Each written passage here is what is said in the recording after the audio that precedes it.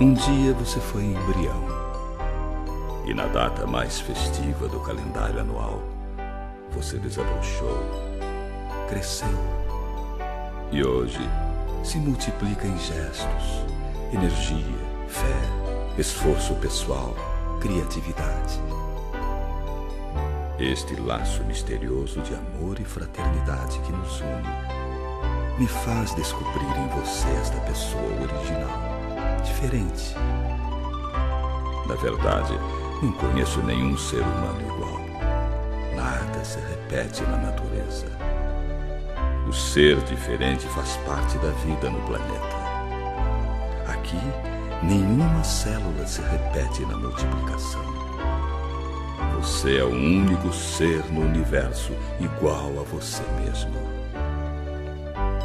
O Criador da vida tem um carinho especial por você. Ele está com você, em você.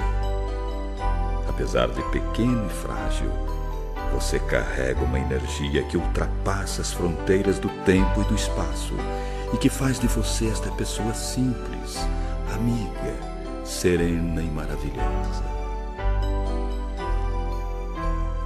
Hoje, os astros, a natureza, a história, este dia que acontece, seus familiares e amigos, celebram com você esta vida que você nos transmite e que faz este planeta ser melhor.